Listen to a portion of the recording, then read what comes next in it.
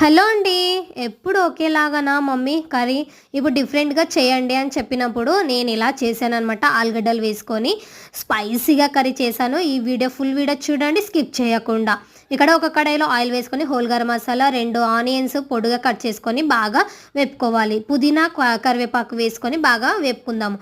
అలాగే 2 పచ్చిమిర్చి, అల్లం వెల్లుల్లి ముద్ద వేసుకొని బాగా మగ్గనిద్దాం. 2 టమాటాలు పొడుగ్గా కట్ చేసుకొని బాగా నూనెలో మగ్గనిద్దాం. ఇప్పుడు ఒకసారి బాగా కలుపుకున్న తర్వాత లేతనైన మటన్ వేసుకొని బాగా కుక్ చేద్దాము. ఇప్పుడు చూడండి దీంట్లో ఇప్పుడు ఒకసారి బాగా కలుపుకున్న తర్వాత ఆలుగడ్డలు వేసుకొని కలుపుకుందాము. దీంట్లోకి ఇప్పుడు ధనియాల పౌడర్, స్పైసీ కారం, అలాగే చిటికెడు పసుపు, టేస్ట్ తగ్గట్టుగా కారం, సాల్ట్ కూడా వేసుకోండి. అలాగే జీలకర్ర పౌడరు, దంచిన మసాలా వేసుకొని కొన్ని వాటర్ వేసుకొని విజిల్స్కి పెట్టండి. 3 విజిల్స్ పెడితే చాలండి. చాలా టేస్టీగా ఎంతో రుచికరమైన మటన్ కర్రీ